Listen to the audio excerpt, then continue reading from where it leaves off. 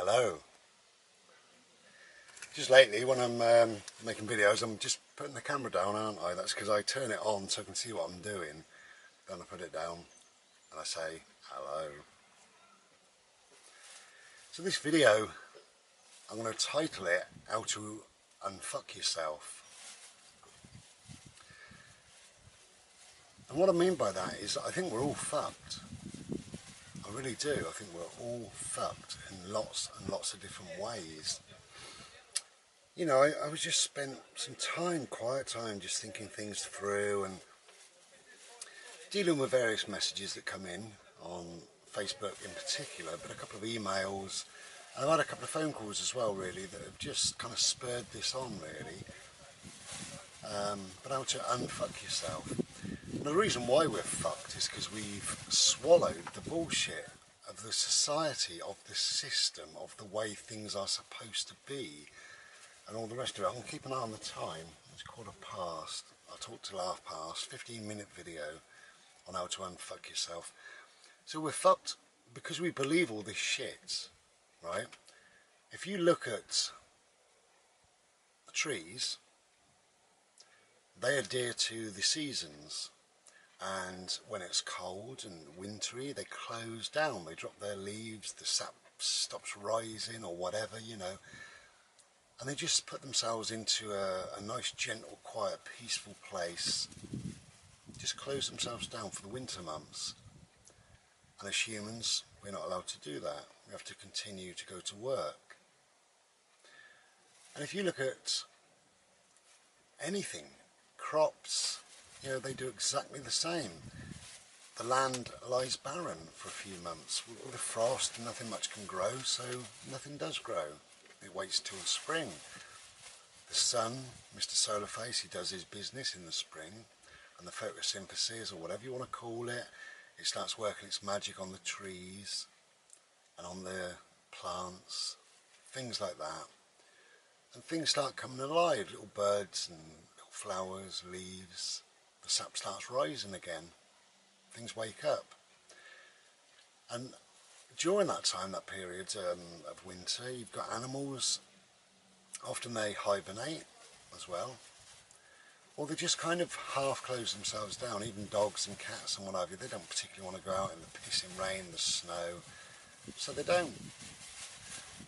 And any other time, thinking about my dog, throughout the year, he does some exercise, chasing the BALL, and then what does he do?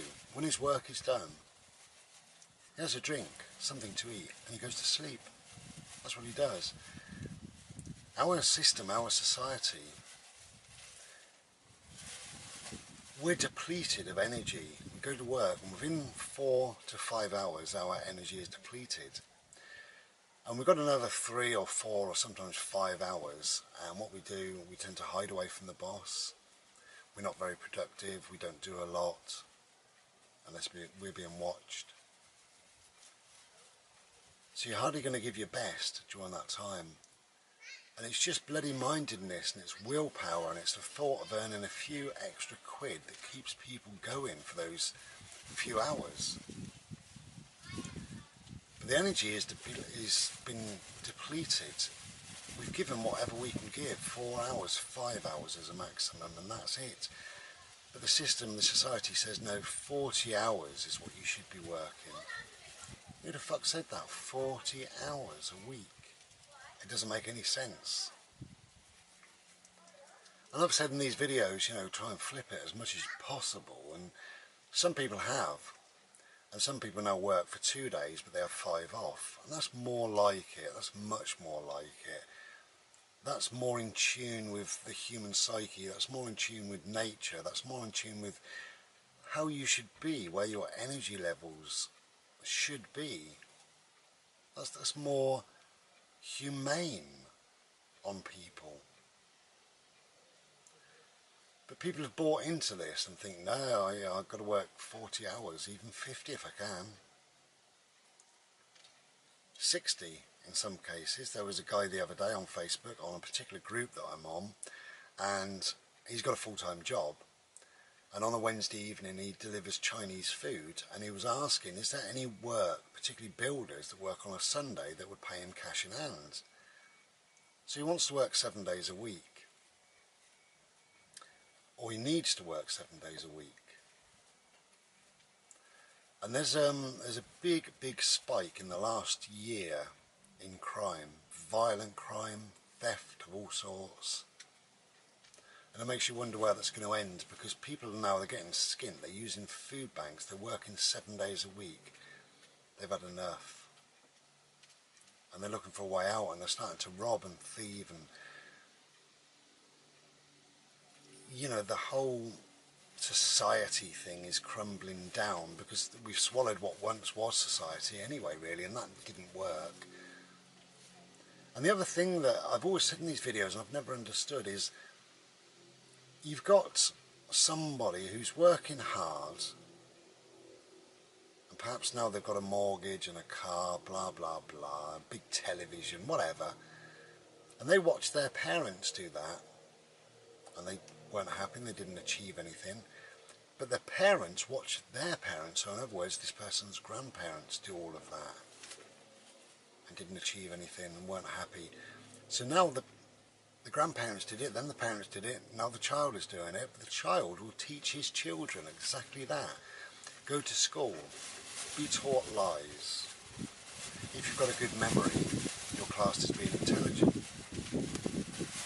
I've got to carry a bag on the floor with some bits in, and it's rattling like mad in the wind. So we're not under attack. And even that is a fallacy, isn't it? You know, if you've got a good memory, then you're classed as intelligent. So let's give you this piece of paper. We'll call it an exam, and we'll say, yeah, this child is bright as a button, because they can remember the lies that they're being taught. And what is school? School is a factory, isn't it?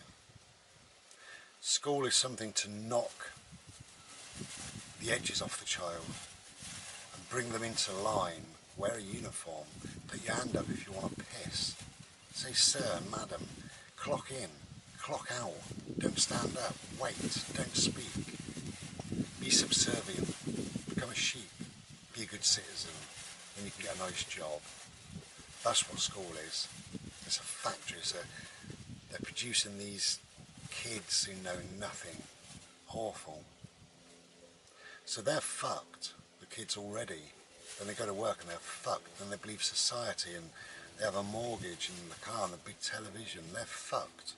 They watch their parents do it. Their parents are fucked. And the parents watch their grandparents, and they're fucked.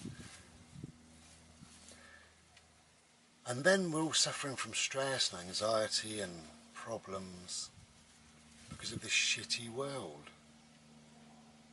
That we've allowed things to happen, like the government. Just a few people to control millions. Again, it doesn't make sense. We're fucked. Then we got wars, terrorism, or fake terrorism like ISIS, and bombings, and the whole fucking world has gone crazy, you know. So how to unfuck yourself is to simply take more control of your life. Pull away from the system. Think about what you're doing in your life. Know that it didn't work for your parents. Know that it didn't work for your grandparents. So therefore, if you've got children, don't start telling them, oh, well done, you got an exam. Oh, look, I'll put a status on Facebook, Billy's done well at school. Yeah, well, big deal, Billy. Let your kids grow into beautiful spiritual people, and let yourself become unfucked by finding what it is you love to do. Create a job for yourself. Don't work for an employer. And when you create that job, don't fucking pay taxes. Learn how to fiddle the books. Nothing wrong with that. Oh, people are going, oh, Bry, you shouldn't say that. Hang on a minute. The biggest cheats in the world, in the UK, are the benefit cheats that live in Buckingham Palace. They don't fucking work. Most of them are not even British, most of them shouldn't be here. They're not actually the rightful heir to the throne. Prince Philip is a fucking paedophile, and so is Andrew, and people go and wave their little flags at him. Oh, ma. So how could not paying your taxes be a bad thing? The Queen didn't pay tax, did she, until a few years ago, and now she pays a voluntary amount. Of course she does. And with all her billions, she invests in various arms and funds terrorist organisations and stuff like that, and we're supposed to respect that bitch, are we? I don't think so. You know, and for the people saying, oh, what about your taxes, Bry? You shouldn't have said that. Look at the politicians. 2 homes. They awarded themselves 11% extra as a pay rise, and nurses 1%. Yeah, fucked the world. Fucked. So to unfuck yourself is to take yourself away from all of that as much as possible and try and create your own world, your own life. And if that means being a bit odd, being a bit weird, being a bit of a recluse or whatever, according to society, then fine. The system, we could say the system doesn't work, right? But the system works absolutely perfectly. Of course it does. If you haven't got any money, you've got a few quid in the bank and you go overdrawn, first thing they do is fine you, and we pay it. You drive your car, you pull into a council car park and you do something wrong, they fine you and we pay it. Councils only manage the car parks on behalf of the people, you. So why are you paying £3 to park your car there on your land? It's fucked. So don't park there, find somewhere else. Find a job, create a job. Pull away from the system, pull away from society, unfuck yourself. Do what it is for you that feeds your soul, find your passion, live your life, you, for you, on your terms. Pull away, unfuck yourself from the system. Step away, it's time, isn't it? It must be time. And if you have got children, don't force them down the same old well-trodden, miserable, boring, bloody path and lie to them and say, marvellous, you did well at school, carry on that way, you can get a good job, pay lots of taxes, buy a house, mortgage, car, big telly, and then hopefully you can just die. We need to unfuck ourselves, don't we? Find what it is that suits us in this life and go for it. Is that 15 minutes? It's about 14. Yeah, how to unfuck yourself.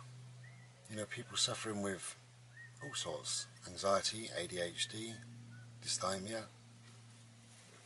insomnia, depression, loneliness. There's a lot of people out there that are lonely now. Because things are broken down, the ordinary family unit that used to be doesn't exist really for 90% of people. And you just take one little tiny thing, take the criminal element. There's always going to be a criminal element. That's fact. It's always been there, always will be here. Do you remember when I was a kid? Well, you don't, but I do. And they used to steal cars and go and rag them around and burn them, and that was it, you know. So the manufacturers of cars, they invented all these things like alarms and cameras and things.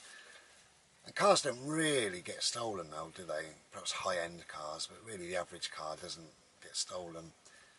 So these people, this criminal element, are looking at the things now. So there's muggings.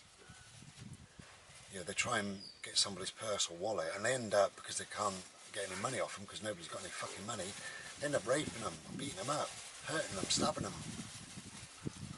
That's the sort of world that we have helped create. We're all culpable, of course we are, unless we do step away and unfuck ourselves as much as possible. That's my thought for the day. Take care then. Be well. Try and be glorious.